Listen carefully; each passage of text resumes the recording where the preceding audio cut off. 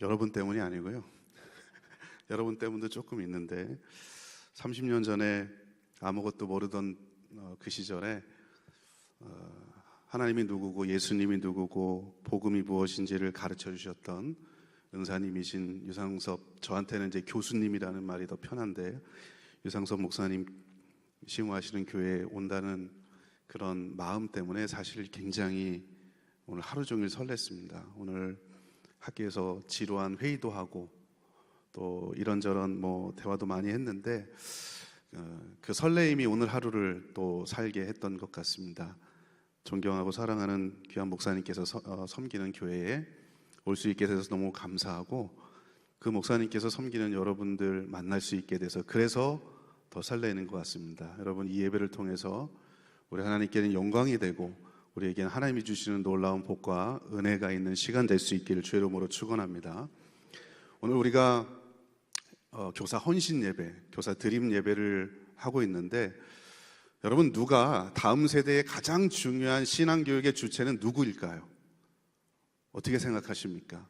오늘 교사들은 헌신할 준비가 돼 있습니다. 툭 건들면 나는 헌신할게, 딱 하얀 옷 입고 온 이거부터 헌신할 준비가 됐다고 딱 표시가 돼 있는 겁니다. 여러분, 다음 세대의 가장 중요한 신앙교육의 주체가 누구일까요? 테드 바워와 팻 분이라고 하는 사람이 쓴 크리스찬 부모와 청소년의 대중문화읽기라는 책을 보면 10년 전에 미국의 통계이긴 하지만 이런 내용이 있습니다. 아이들이 17살이 될 때까지 의미 있게 보내는 시간과 장소가 어디일까? 의미 있게 보내는 시간과 장소입니다. 교회에서 보내는 시간이 800시간입니다. 가정 2000시간, 학교에서 11,000시간, 미디어에서 63,000시간을 보냅니다. 여러분, 교회에서는 800시간밖에 되질 않습니다. 학교, 미디어 훨씬 많지만 사실 학교와 미디어를 컨트롤하는 게 누군가 생각해 보면 2,000시간밖에 되지 않지만 가정에서 부모가 해야 될 일인 거죠. 그러고 치면 교회에서는 겨우 800시간입니다. 그보다 90배, 100배나 더 많은 시간을 가정에서 부모가 자녀를 신앙으로 양육하고 교육해야 되는 거죠. 그러고 보면 여러분, 다음 세대 신앙교육의 가장 중요한 주체는 사실은 교회학교 교사 이전에 이 자리에 앉아 계신 우리 부모님들, 또 조부모라고 하는 거죠.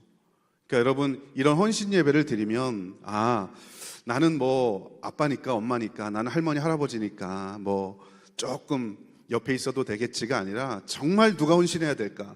내 자녀가 하나님 중심적인 신앙을 가지고 여호와 하나님을 경외하면서 살아가도록 하기 위해서 나는 그럼 내가 어떤 기도와 어떤 말씀으로 양육할 것인가? 여러분, 그런 고민들을 하셔야 됩니다. 오늘 이 말씀을 통해서 정말 어떻게 하는 것이 우리 아이들이 예수 그리스도를 인격적으로 만나고 세상을 변화시키는 아이들이 될 수 있을까? 그 일에 내가 어떻게 사용될 수 있을까? 그렇게 기도하고 다짐하고 돌아갈 수 있는 시간 될 수 있기를 원합니다. 여러분, 제가 학교에서 대학생도 가르치고요, 대학원생도 가르칩니다. 그 중에 하나가 우리 노정현 전도사님이신가요? 목사님이신가요? 제가 대학생도 가르치고 대학원생도 석박사 학생들도 가르치는데 느낌이 사뭇 다릅니다. 대학생들을 가르칠 때는 이런 느낌입니다. 아무것도 없는 백지에 밑그림을 그려주는 듯한 그런 느낌을 갖습니다. 아무것도 없죠. 기독교 교육이 무엇인지 모르고 하나님이 어떤 분인지 어떻게 교육하시는지 잘 모르는 백지 같은 마음을 가지고 온 학생들에게 마치 기독교 교육은 이거야, 교사가 해야 될 일은 이거고 학습자는 이렇기 때문에 이렇게 해야 되는 거야 라고 밑그림을 그려주는 듯한 느낌이 듭니다. 마치 스펀지와 같이 확 빨아들죠. 그래서 학부생들을 가르칠 때는 굉장히 자부심도 있지만 감사와 기쁨도 있지만 또 한편으로는 책임감도 느낍니다. 내가 가르치는 내가 제대로 하나님 앞에서 온전히 서지 못하고 또 기독교 교육을 제대로 가르치지 못하면 이 한 사람 한 사람이 교회이고 이 사람들이 나가서 사역을 할 건데 제대로 못하면 어떻게 되지라고 하는 그런 거룩한 부담도 있습니다. 그런데 대학원생들을 가르칠 때는 사뭇 다른 느낌입니다. 어떤 느낌이냐면 마치 본인들이 그려온 밑그림에 색깔을 칠해주는 그런 느낌을 받습니다. 밑그림은 아무리 가르쳐도 잘 변하지 않습니다. 그저 본인들이 갖고 온 밑그림을 가지고 요렇게 하면 조금 더 빛나겠지, 요렇게 하면 조금 더 환하게 되겠지, 조화가 되겠지, 그런 느낌을 받습니다. 그래서 솔직히 말하면 여기는 제 대학원 제자가 없기 때문에 자신 있게 말하겠는데, 대학원생들을 가르칠 때 재미가 없습니다. 대학생들을 가르칠 때 훨씬 재미를 느낍니다. 왜냐하면 정말 백지 같은 마음에, 아무것도 모르는 마음에 무언가를 디자인해주고 그려줄 수 있다는 것 때문에 그렇습니다. 제가 이 대학생과 대학원생들을 가르치면서 두 가지 느낀 게 있습니다. 첫 번째 느낀 건 뭐냐? 무엇이든지 조기 교육이 중요하구나. 무언가 형성되기 전에, 무언가 어딘가에 물들기 전에 어렸을 때부터 무언가를 배우는 것이 참 중요하다라고 하는 것을 느낍니다. 여러분, 신앙교육도 그런 것 같습니다. 오늘 제가 이 기도 제목을 보면서 이렇게 온 교회가 함께 기도하는 교회가 사실 흔하지 않습니다. 특히 영아부, 유아부, 유치부부터 정말 이 아이들이 세상에 물들기 전에, 세상을 알기 전에 예수 그리스도를 먼저 알고 복음을 먼저 알고 그 복음을 알게 하기 위해서 교회가 함께 기도하고, 여러분, 이게 조기 교육 아닙니까? 나이가 들어갈수록 아이들이 세상에 물들어가는 게 지극히 당연한데, 그런 세상 속에서 조기 교육이 중요하다, 신앙의 밑그림을 그려줘야 되겠구나, 아무것도 없는 그런 마음속에 예수 그리스도 심장을 그려주는 것이 정말 중요하다라고 하는 것을 느낍니다. 조기 교육입니다. 두 번째 제가 느끼는 것은, 학생들을 가르치면서 느끼는 것은, 그래서 가르치는 사람이 중요하구나. 만약에 가르치는 사람이 바른 신앙과 바른 신학과 바른 가르침을 전해준다면 그 사람은 온전히 거룩하게 성장할 수 있지만, 반대로 세속적인 가치관을 가진 채로 누군가를 가르치는 위치에 서 있다면 그에게 가르침을 받는 사람들은 제대로 영혼이 성장할 수 없겠다. 그래서 가르치는 사람이 정말 중요하다라고 하는 이 두 가지를 느끼게 됩니다. 저는 이 자리에 계신 바로 여러분들이, 직분은 다르지만 교회학교 교사도 있고 부모도 있고 조부모도 있고 직분은 다르지만, 저는 이 모든 우리 모두가 다음 세대를 향해서 어떤 사람일까? 누군가의 영혼의 밑그림을 그려주는 사람이 바로 저와 여러분이라고 생각합니다. 여러분, 그렇지 않습니까? 그래서 저는 세상을 바라보는 관점을 디자인해주는 사람이 누구냐? 바로 저와 여러분입니다. 목사님들, 전도사님들, 교회학교 교사, 그리고 부모님들, 조부모님들, 요즘은 격대신앙이라고 해서요, 할머니, 할아버지가 자녀, 손주들을 말씀으로 양육하는 것, 정말 내 손주에게 내가 죽기 전에, 주님께 부름받기 전에 이 아이의 영혼 속에 예수 그리스도의 관점을 심어줘야 되겠다. 누군가의 거룩한 관점을 디자인해 주는 사람들이 바로 저와 여러분인 줄로 믿습니다. 중요한 것은 세속적인 가치관을 가진 사람들에게 성경적인 가치관을 심어줄 수 있는 그런 능력과 그런 역량을 갖춘 사람들이 되어야 한다라고 하는 것입니다. 여러분, 그러면 어떻게 하는 것이 이 아이들이 세상을 바라보는 관점이 변하고 예수 그리스도 중심으로 살아갈 수 있을까?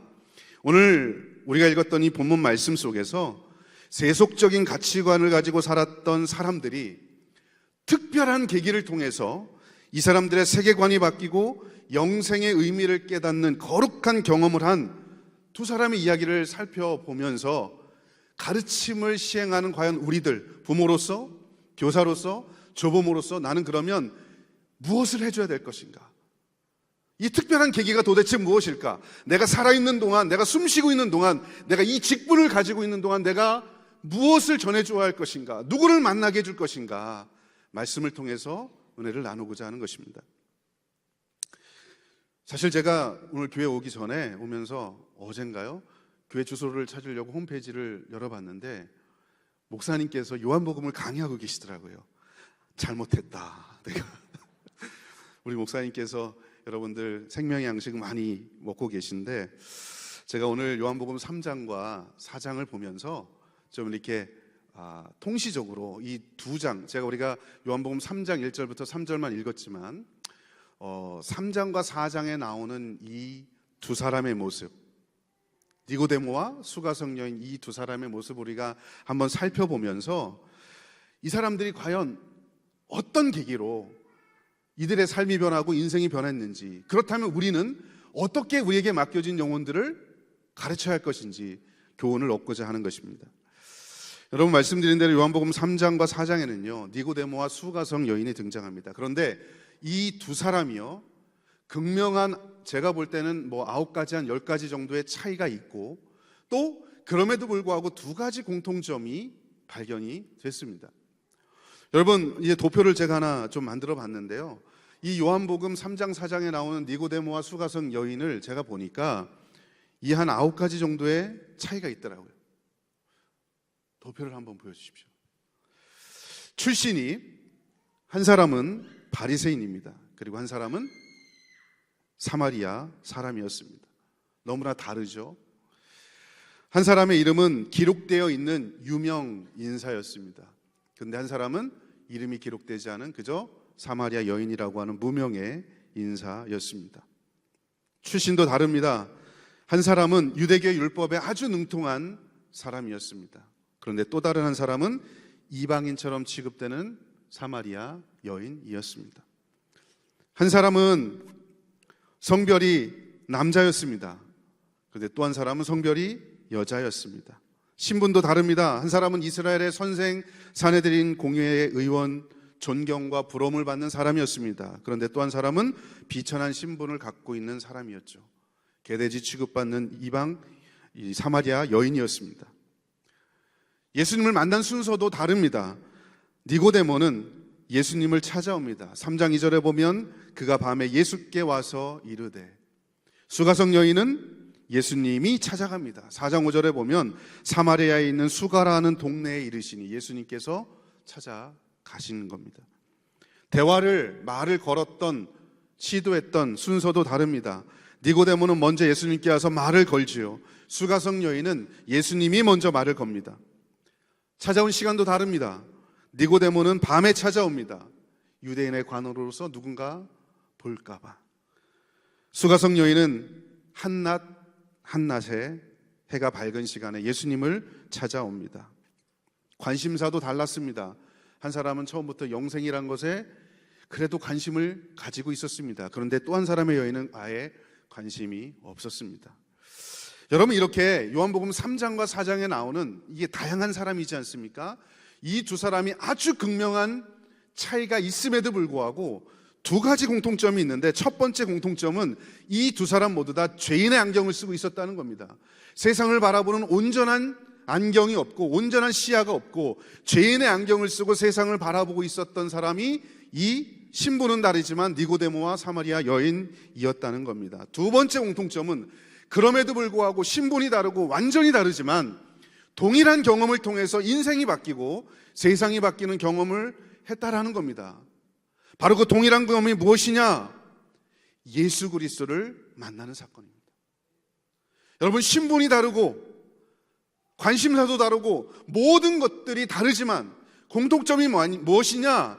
예수 그리스도를 만나고 이들의 삶이 변하고 세상을 바라보는 관점이 변하고 내가 그러면 어떻게 살아갈 것인가, 인생의 목적이 변화되었다라고 하는 겁니다.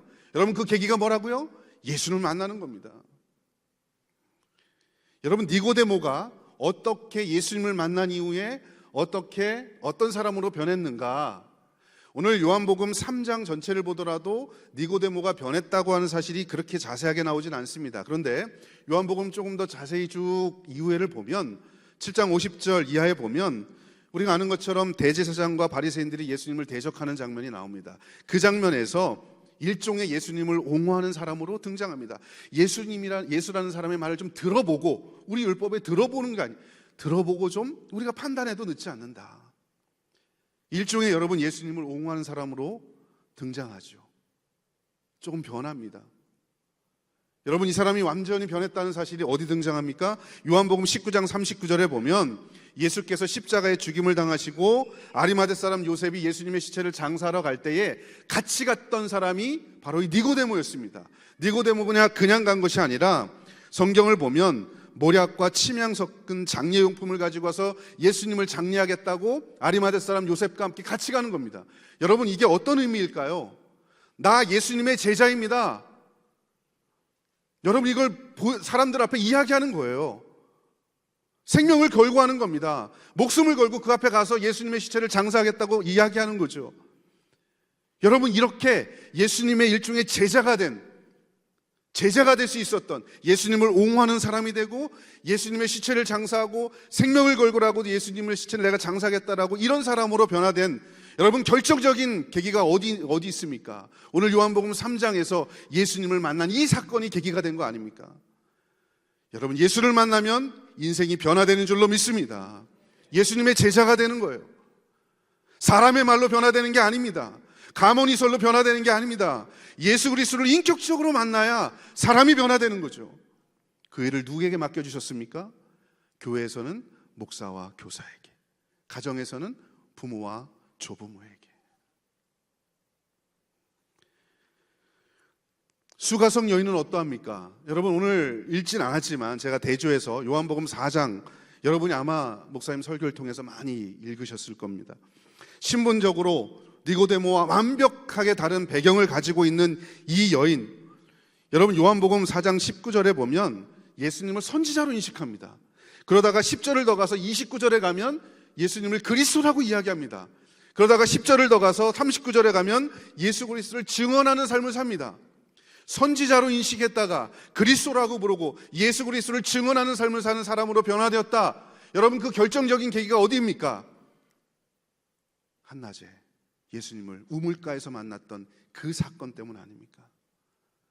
여러분, 예수를 만나면 인생이 변화되게 돼 있다는 겁니다. 다른 거 없습니다. 여러분의 자녀가, 여러분에게 맡겨진 여러분 반 아이들이 정말 예수를 닮은 신실한 아이들로 자라게 하고 싶으십니까? 다른 거 없습니다. 복음의 생명 걸면 됩니다. 예수 그리스도를 만나게 하면 되는 거죠.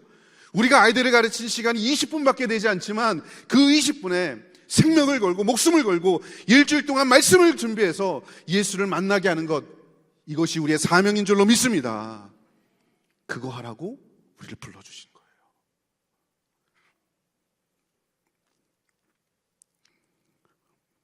여러분은 얼마나 누군가에게 관점의 디자이너가 되고 계십니까? 여러분을 만난 아이들이 정말 생각이 변하고 삶이 변하고 관점이 변화되고 있습니까? 오늘 교회학교 교사들 헌신 예배를 드리니까 제가 조금 더 우리 선생님들한테 집중해서 말씀을 좀 전해보겠습니다. 여러분, 교회 안에는요 니고데모와 같은 애들도 있고 수가성 여인과 같은 애들도 있어요. 니고데모는 그래도 율법에 좀 알고 있는 사람이잖아요. 어쩌면 조금 대입해보자면 오늘날로 말하자면 모태신앙과 같은 아이들이 있을 거예요. 그런데 예수를 안 만나면 아무리 모태신앙이라고 해도 여러분, 인격적으로 예수를 못 만나면 세상을 바라보는 관점이 변화되지 않습니다. 아무리 오랫동안 예수를 어렸을 때부터 믿어도 모태신앙, 여러분, 그래서 예수를 못 만나면 모태신앙을 못된 신앙이라고 부르잖아요. 그죠? 어렸을 때부터 교회를 다녔던 이 아이들도 예수님을 인격적으로 만나야 돼요. 우리를 통해서. 또 교회 안에는 이 수가성 여인과 같은 애들도 있어요. 어쩌면 오늘날 표현으로 이야기하자면 수가성 여인과 같은 애들은 예수님을 잘 모르던 초신자 같은 애들일 겁니다. 오래 믿은 사람이나 지금 방금 예수를 만났던 사람이나 할 것 없이 우리가 전할 건 예수밖에 없는 거예요. 예수님을 만나게 하는 게 관점을 변해야, 세상을 바라보는 관점이 변해야 세상을 예수 그리스도 중심적으로 살아갈 수 있게 되는 겁니다. 그 일을 저와 여러분이 하는 줄로 믿습니다. 그거 하라고 우리에 세워주신 거예요. 그렇죠? 우리 선생님들 한번 잘 들어보세요. 아이들이 교회 왔다가 집에 돌아갈 때 기쁘고 즐겁게 웃으면서 아무 생각 없이 가면 그날은 실패한 겁니다. 이 아이들이 교회 와서 설교를 듣고 선생님의 말씀을 듣고 정말 이 아이들이 내가 그동안 잘못 살았지 고민하며 돌아가도록 생명을 전해야 돼요. 예수 그리스도의 복음을 전해야 됩니다. 그냥 아무 생각 없이 오늘 교회 갔다 왔다 가방만 들고 흔들거리면서, 여러분, 이거 실패한 겁니다. 우리 반 아이들을 그렇게 지금 가르치고 있지는 않은지. 교육학에서 아마 여러분 유명한 교육학자 삐아제를 들어보셨을 겁니다. 삐아제 들어보셨죠? 삐약삐약 삐아제입니다. 여러분, 이런 얘기를 했는데도 웃지 않으시는 거 보면 피곤하시거나 재미가 진짜 없거나 둘 중에 하나인 것 같습니다. 여러분, 삐아제가 그런 얘기를 했습니다. 사람의 인지 구조가 있는데 인지가 확장되려면 피아제의 개념으로 disequilibrium, 불평형 상태를 경험해야 된다. 불편해야 된다. 뭔가 이 자기 인지구조의 평형이 마친 편안함이 깨지는 경험들을 해야 인지구조가 확장된다, 이런 얘기를 했습니다. 여러분, 예를 들어서, 그래서 어린 아이들일수록 부모가 해야 될 가장 중요한 일 중에 하나가 자극을 주는 겁니다. 이게 피아제의 말입니다. 예를 들어, 여러분, 아이가 태어났어요. 엄마가 이제 아이가 한 6개월 정도 돼서 유모차를 끌고 밖으로 나왔습니다. 얘가 밖으로 나왔고 하늘을 보니까 뭔가 날아다니는 걸 보면서 엄마가 저건 새야 하니까 애 속에는 새라는 개념이 생긴 거예요. 그래서 이 아이에게는 날아다니는 건 다 새구나 라고 인식이 되는 거예요. 인지가 이제 요만큼 확장이 된 거죠. 그런데 한 8개월쯤 후에, 2달 후에 다시 나와서 봤더니 이번에는 날아가긴 날아가는데 뭐 소리도 엄청 크고 막 그래. 크기도 뭐 옛날에 배웠던 그 새라고 하는 거하고는 달라. 도대체 저게 뭐지 막 그래요. 그러다가 엄마가 날아다니는 것 중에는 새도 있지만 비행기란 것도 있어. 이 비행기라는 개념이 들어올 때까지는 애가 새라는 개념밖에 없기 때문에 이게 비행기라는 개념을 이야기하면 마음이 편안하지가 않아요. 이 불평형 상태가 됩니다. 그래서 피아제는 그걸 조절과 동화작용이라고 해요. 네. 뭐가 새로운 지식이 들어오면 이게 뭐지 막 마음이 불편한 거예요. 인지구조가. 그러다가 날아다니는 거는 이제 시간이 지나면서 그냥 작은 거는 이렇게 날아다니는 건 새지만 막 소리를 내면서 뒤에 연기도 나고 날아다니는 것 중에 비행기라는 것도 있구나라고 하면서 인지구조가 확장이 돼요. 그러다가 한 12개월쯤 됐는데 이번에는 밖에 나왔는데 위로 이렇게 가로로 나는 게 아니라 위로 확 올라가는 게 있어요. 저거는 새도 아니고 비행기도 아니고 도대체 뭘까? 막 불편해요. 그러다가 엄마가 저거는 로켓이라는 거야. 로켓이라는 것은 아래에서 위로 수직으로 올라가는 거야. 불편하다가 막 들어오다가 시간이 지나면 날아다니는 건 그런 것도 있구나. 그러면서 인지구조가 확장이 됩니다. 사람이 지혜가 커지는 거죠. 가장 중요한 게 그래서 여러분 평형 상태를 자꾸 깨뜨리는 거예요.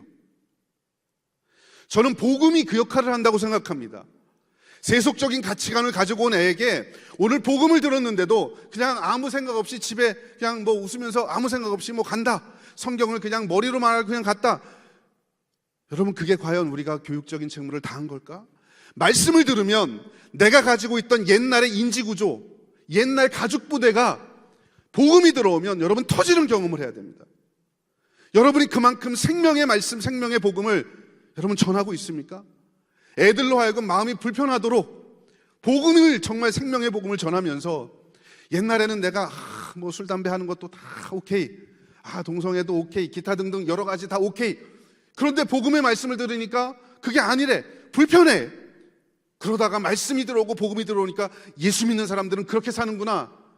여러분, 그런 영적인 불평형 상태를 많이 경험하게 하고 계십니까?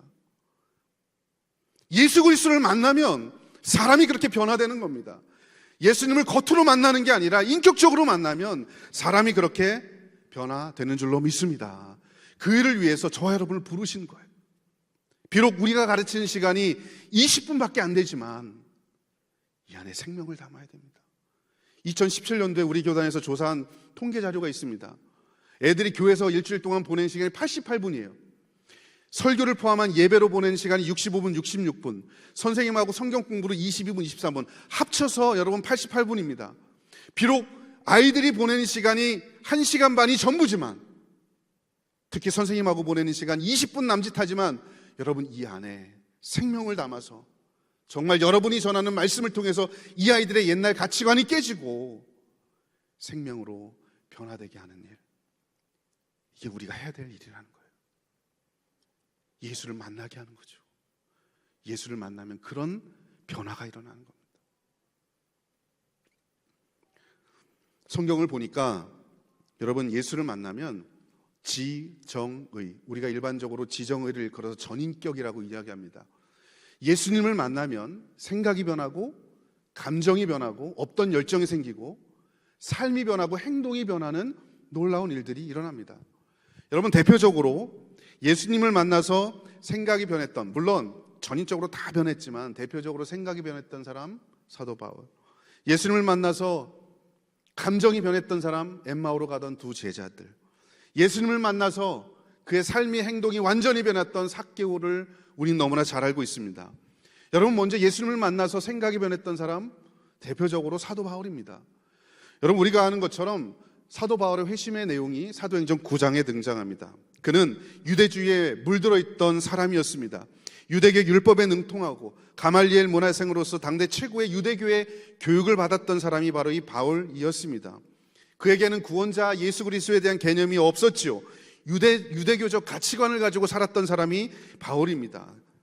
그날도 그리스도를 믿는 사람들을 잡아 죽이러 가던 그런 날이었습니다. 사도행전 9장에서 예루살렘에서 다메섹으로 가는 도중에 핍박하러 가던 그 중에 여러분, 그 도상에서 예수 그리스도를 만나지 않습니까? 그러면서 그의 인생이 완전하게 뒤바뀝니다. 그런데 그가 완전하게 뒤바뀌었던 사실을 사도행전 26장에 가보면 그가 아그리빠 왕 앞에서 자기를 변호하는 모습에서 내 생각이 어떻게 변했는지를 왕 앞에서 이렇게 이야기합니다. 예수를 만나기 전에 내가 어떤 사람이었느냐? 사도행전 26장 9절부터 11절 성경이 이렇게 말씀합니다. 나도 나사렛 예수의 이름을 대적하여 많은 일을 행해야 될 줄로 스스로 생각하고, 예수를 믿기 전의 생각은 예수 믿는 사람들을 대적하고 잡아 죽이는 걸 당연하다고 생각했던 사람입니다. 인지구조가 그랬던 사람이죠. 그래서 예루살렘에서 이런 일을 행하여 대제사장들에게 권한을 받아가지고 많은 성도를 옥에 가두며 또 죽일 때 찬성 투표를 하였고, 또 모든 회당에서 여러 번 형벌하여 강제로 모독하는 말을 하게 하고 그들에 대하여 심히 격분하여 외국 성에까지 가서 박해하였고. 여러분, 이게 예수 믿기 전에 자기의 모습을 이야기하는 거예요. 그의 생각 속에는 정말 반기독교적인 거죠. 반그리스도적인 거죠. 유대교로 똘똘 뭉친 겁니다. 그랬던 사람이 여러분 어떻게 변합니까? 사도행전 26장 29절 그 앞에서 이야기하죠. 바울이 이르되 말이 적으나 많으나 당신뿐만 아니라 오늘 내 말을 듣는 모든 사람도 다 이렇게 결박된 것 외에는 나와 같이 되기를 하나님께 원하나이다 하니라. 할렐루야. 여러분 뭡니까? 나 예수에 미친 사람이라는 거예요. 내 생각이 완전히 바뀌었다는 겁니다. 여러분, 이렇게 생각이 유대주의를 똘똘 뭉쳤던 사람이 완전히 예수님 때문에 미친 사람으로 변화된 결정적인 그 계기가 뭡니까? 사도행전 9장에서 예수 그리스도를 만났던 그 사건 때문인 줄로 믿습니다. 예수님을 만나면 생각이 바뀌어요.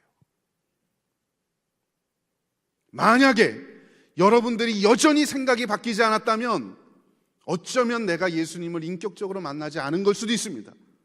만약에 내가 가르치는 아이들, 내 자녀들이 여전히 세속적인 가치관을 가지고 생각이 바뀌지 않았다면 어쩌면 예수님을 인격적으로 만나지 않기 때문에 그런 거예요. 여러분, 예수님을 만나면 생각만 변하는 게 아닙니다. 감정도 변합니다. 대표적인 사람이 누가복음 24장에 나오는 엠마오로 가던 두 제자들이죠. 여러분, 누가복음 24장 16절에 보면 예수님을 인격적으로 만나기 전에, 옆에 계셨음에도 불구하고 예수님을 인격적으로 만나기 전에 이들의 감정과 표정이 어땠는지 여러분, 성경은 아주 재미있게 표현합니다. 누가복음 24장 16절에 보면 그들의 눈이 가리워져서 그인 줄 알아보지 못하더라. 여러분, 눈이 가리워졌어요. 예수님을 인격적으로 만나기 전에는 눈이 가리워졌는데, 한 절 더 가서 24장 17절에 보면 그래서 두 사람이 어떻냐 하면 그들의 감정이 슬픈 빛을 띠고 머물러 서더라. 눈이 가리워졌어요. 감정이 어떻습니까? 슬픈 빛을 띠고 있었습니다. 근데 여러분, 예수님을 인격적으로 만나고 나서 24장 31절부터 32절 이야기합니다. 그들의 눈이 어떻게 됐다고요? 밝아져서. 대조적으로 나타나죠. 가리워졌다, 밝아졌다. 그인 줄 알아보더니 예수님 그들에게 보이지 아니한지라. 그들이 서로 말하되 길에서 우리에게 말씀하시고 우리에게 성경을 풀어주실 때에 우리 속에서 마음이 어떠하다? 뜨겁다. 슬펐던 사람들이 뜨거워졌다. 눈이 가리워졌던 사람들이 눈이 열렸다. 누구를 만나고요? 예수님을 만나고. 인격적으로 예수님을 만나니까 감정도 변하는 겁니다. 여러분, 우리 아이들에게 그렇게 예수님의 감격, 예수님을 만난 감격을 우리 아이들에게 증거하고 있고, 우리 부모들이 자녀들에게 그렇게 가르치고, 우리 할머니, 할아버지들이 정말 손주들에게 그렇게 말씀 가르치고 있습니까? 열정적으로 주님을 찬양할 수 있도록. 저는 우리가 해야 될, 오늘 세대가 해야 될 중요한 사역 중에 하나가 정말 그 가슴에 예수님으로 가득 차서 마음에 불이 일어나도록 그렇게 가르쳐야 하는 게 우리의 책임이라고 생각합니다. 여러분, 요즘 아이들이 어떠합니까? 성경을 읽어도 가슴이 냉랭합니다. 설교를 들어도 반응이 없습니다. 찬양을 해도 여러분 박수치지 않아요. 감동이 없어요. 목소리로 말도 하지 않습니다. 여러분, 그런 아이들도 예수님을 인격적으로 만나면 마음이 뜨거워져서 주님을 찬양하지 않고는 견딜 수 없는, 내 목소리를 정말 마음껏 소리를 질러서 주님을 찬양하지 않고는 견딜 수 없는 여러분 뜨거움이 생기는 거예요. 다른 사람들이 볼까봐 손들고 찬양도 못하던 아이들이 예수님을 만나면 주님밖에 없습니다. 나는 죄인입니다. 천부여 의지 없어서 손들고 갑니다. 여러분, 고백할 수 있는 그런 아이들이 되는 거예요. 언제 그렇게 된다고요? 누구를 만나면? 예수를 만나면. 다른 거 없습니다. 우리가 줄 수 있는 게 뭐가 있을까요? 복음밖에 없는 거예요. 예수님을 만나면 생각이 바뀌고 감정이 바뀌고 여러분 또 행동이 바뀝니다. 대표적인 사람이 누가복음 19장에 나오는 삭개오죠. 우리가 아는 것처럼 여러분 누가복음 19장 2절에 그를 이렇게 이야기합니다. 세리장이요 부자라. 이 말 속에 여러 가지 의미가 있겠죠. 세리장이요 부자라. 유대인들을 세금을 거둘 때 로마에 바치면서 일부는 내 인마이 포켓하면서 여러분 사람들로부터 원성을 받죠. 주변에 사람이 아마 그리 많이 없었을 겁니다. 외로웠던 사람이 삭개오가 아닐까 저는 그런 생각을 합니다. 그런데 여러분, 그런 삭개오가 누가복음 19장 3절에 보면 여기에 동사가 이제 한글 성경으로 보면 재밌는 게 몇 번 나오는데요. 19장 3절에 보면 그가 예수께서 어떤 사람인가 보고자 하되라고 되어 있습니다. 예수님을 보고자 하되. 한 절 더 가서 4절에 보면 앞으로 달려가서 보기 위하여라고 되어 있습니다. 여러분, 성경에서 보고자 하되 보기 위하여, 이게 예수님을 만나고 싶어하는 삭개오의 마음을 표현한 거겠죠. 그랬더니 예수님께서 5절에 보면 예수께서 그곳에 이르사 쳐다보시고 라고 표현하고 있습니다. 예수님을 보고 싶었습니다. 그래서 예수님과 눈이 맞은 거죠. 여러분, 영적인 역사는요, 예수님과 눈이 맞아야 일어나는 겁니다. 그랬더니 여러분, 어떤 역사가 일어납니까? 누가복음 19장 8절에 예수님을 만난 이후에 삭개오가 어떻게 변화됐는지, 삭개오가 서서 주께 여짜오되 주여 보시옵소서 내 소유의 절반을 가난한 자들에게 주겠사오며 만일 누구의 것을 속여 빼앗은 일이 있으면 네 갑절이나 갚겠나이다. 여러분, 행동이 변하지 않습니까? 예수님을 만나고 그래 아이고 이렇게 살아야 되겠다 다짐만 한 게 아니라 절반을 떼서 나눠주고 남의 것을 토색한 일이 있으면 네 배나 갚겠습니다. 행동이 변하는 거예요. 계기가 뭐라고요? 예수님을 만나는 겁니다. 예수님을 만나니까 그러니까 생각도 변하고 감정도 변하고 행동도 변하는 겁니다. 이걸 전인격이라고 이야기합니다. 지정의. 우리의 신앙교육의 목표가 바로 그거죠. 사람이 온전하게 전인적으로 변하도록 교회에서 가르치고 가정에서 가르치는 겁니다. 그런데 그건 비법이 다른 게 없어요. 예수님을 만나도록 하는 거예요. 여러분, 오늘날 아이들이, 현대인들이 무엇으로 가득 차 있는지 우리는 너무나 잘 알고 있습니다. 2020년에 경기도 교육원에서 초중고생들에게 한 1만 1천여 명한테 물어봤습니다. 당신의 삶에서 가장 중요하다고 여기는 가치가 무엇입니까? 초중고생입니다, 여러분. 경제활동을 하지 않는 애들이에요. 1위가 건강, 2위가 경제적인 여유, 돈이었습니다. 청년들에게 2021년에 통계청에서 물어봤습니다. 행복한 삶을 위해서 뭐가 필요합니까? 첫 번째가 경제력, 두 번째 건강이라고 대답했습니다.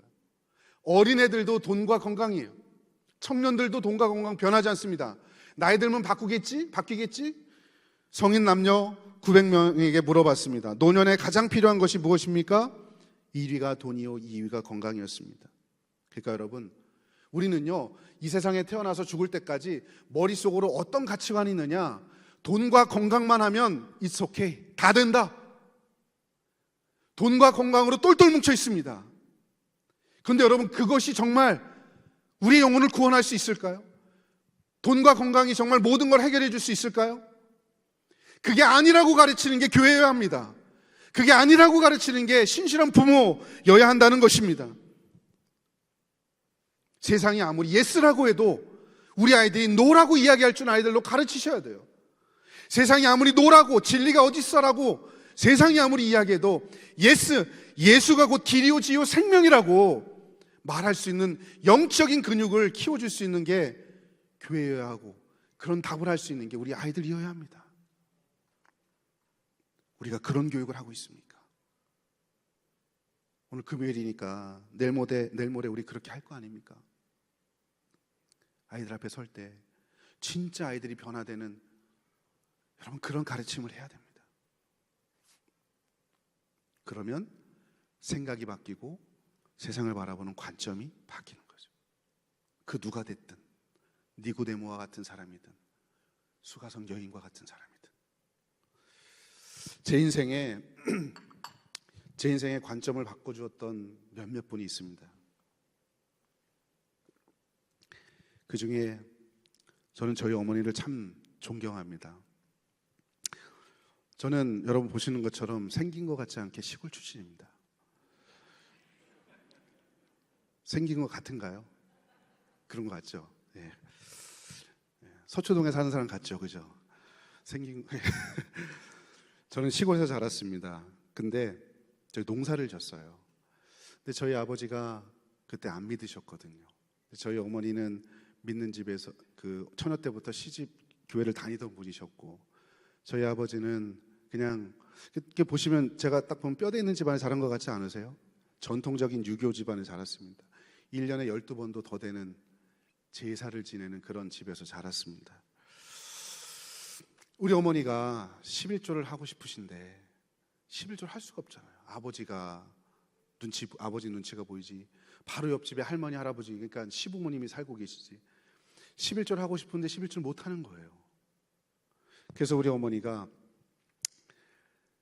시골에 계셨던 분들은 아시겠지만, 서리가 내리고 나면, 이제 추수를 하고 서리가 내리고 나면 그때 논에 가보면 이삭이 떨어져 있는 게 있어요. 이거 뭐 사실 줍기도 힘들어요.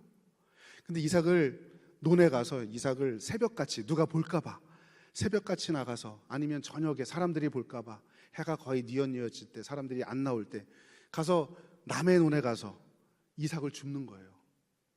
그게 얼마나 될까? 저도 호기심에 어린 마음에 따라가서 한번 이삭을 주워봤어요. 손에 이 흙의 때가 다 묻고요, 집혀지지도 않아요. 이삭알이 요만한 것들이 뭐가 집혀지겠습니까? 그죠? 근데 그거를 주섬주섬 몇 날 며칠을 모아다가 그걸 방앗간에 가서 쪄서 이걸 가지고 주일날 몰래, 그것도 주일날도 못 가져가요. 낮 시간엔 새벽 예배 때 가서 11조라고 하나님 앞에 바치는 거예요. 수학적인 의미에서 11조는 아니었죠. 그런데 저는 이 예물이 과부의 두 랩돈같이 모든 전부를 바쳤던, 저는 생명을 바쳤던 그 11조라고 생각합니다. 그걸 보면서 자랐어요. 힘들고 어렵지만, 내가 처해 있는 상황이 지금 온전하게 뭔가를 11조 하기는 어렵지만 하나님 중심적으로 산다는 게 이런 거구나. 내가 할 수 있는 것에서 최선을 다해서 하나님께 드린다는 게 이런 거구나. 어렸을 때 그걸 배우는 거예요. 저는 우리 어머니를 통해서 예수 그리스도가 누구인지, 신앙이란 게 무엇인지를 배우면서 자란 거예요. 제가 아까 저희 집에 제사를 엄청 드렸다 그랬잖아요. 제사를 그러니까 한 12번도 되니까 한 달에 한 번은 제사를 한 것 같아요. 근데 여러분, 맏며느리가 장손 집에 와서 하니까 안 할 수 없잖아요. 제사 음식을 차리는 거예요. 근데 제사 음식을 차리면서 그때 이제 가마솥이었거든요. 그죠? 소죽을 쓰는 가마솥에다가 뭐 음식을 만들고 막 그랬어요.